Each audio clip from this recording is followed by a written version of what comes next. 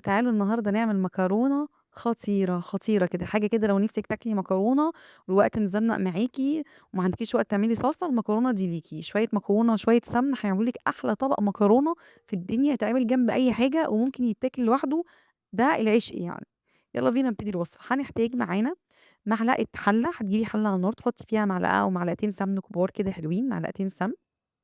تحطّي نُص كيس المكرونة، يعني حوالي كوباية ونُص كده، يعني أنا طبعًا ده باحاول أقول لكم المقادير، بس أنا مبدئيًا حاطة نُص كيس المكرونة، وابتدي بقى أحمّر المكرونة كده في السمن لحد ما تتشرّب المكرونة السمن ويبقى لونها إيه،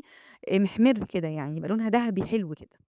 يعني شبه لسان العصفور لمّا بنحمّره، أول ما بتتحمّر كده وتبقى خلاص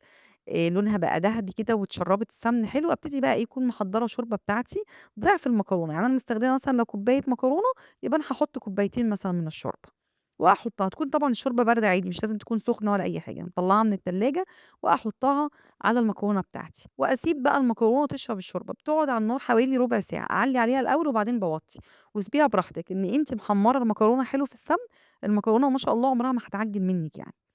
طبعًا هي مش بتتساب كتير، هي باقول لِك هي بتتساب يا دوبك ربع ساعة يعني، بس هي كده بعد ربع ساعة غلِت وبعدين وطّيت عليها وبقت بالمنظر اللي أنتم شايفينه ده، حطيت بس يا دوبك ملح وفلفل على الشوربة وبس خلاص وبتتغرف وبالهنا والشفا، خطيرة جدًا، جدًا وخفيفة، تنفع كده في الأيام الحَر، تنفع في البرد، تنفع في كل الأيام والله. أتمنى إن أنتم تجربوها، أتمنى إنها تعجبكم وبالهنا والشفا، طبق خفيف ولطيف.